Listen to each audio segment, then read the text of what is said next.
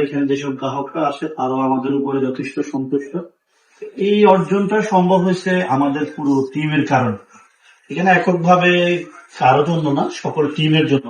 কারণ টিম যদি আমরা ঐক্যবদ্ধ কাজ করি তাহলে আমাদের প্রতিষ্ঠানে আমাদের গেস্টের সকলের জন্য ভালো। কারণ গেস্টরা যখন এখানে ভালো সার্ভিস পাবে তখন প্রতিষ্ঠান সম্পর্কে বাইরে বলবে। আর এটার জন্য আমাদের একটা ইউনিটি, কমিউনিটি, শৃঙ্খলা, ডিসিপ্লিন সবকিছু দরকার আছে।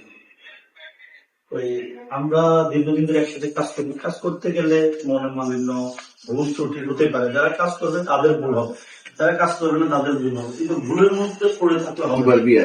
তাহলে তোমার ব্যাপারটা আমি যে কোনো ভাবে আমি নিজে করি, আমি আরেকজন বা করাই, আমি নিজে সময় পাবো। তুমি যে রাত্রে বন্ধ করার সময় যে যদি কো আমি কালকে এমন না, তোমার ব্যাপারটা কে দিব? এটা হলো আমার বড় সমস্যা।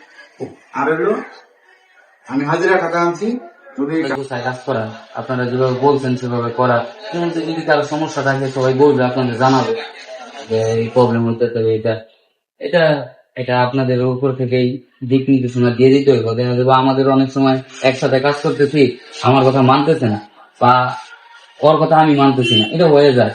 দেখা যায় চিন্তা করে সেও যোগ করে আমিও যোগ করি, আমি কি হ্যাঁ চাকরি করি, এক কথা শুনতে এরকম হয়, সবার মনে হচ্ছে, আমারও হয়। আমি তো অর্ধক করি যে ও আমার দিব, দিক নির্দেশনা দিব। এটা দেখা দিব নিজের মধ্যে যদি এটা মানে নিতে পারি তাহলে হয়তো কাজের গতি ঠিক থাকবো। বিষয়টা হলো তোমাদের তো টিম লিডার আছে।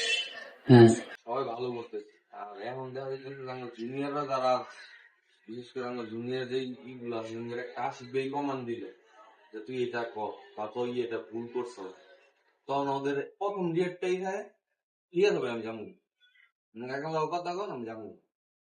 তাহলে কিন্তু হ্যাঁ একটা মনে অসম্মানিত সম্মান, পুরো সম্মান।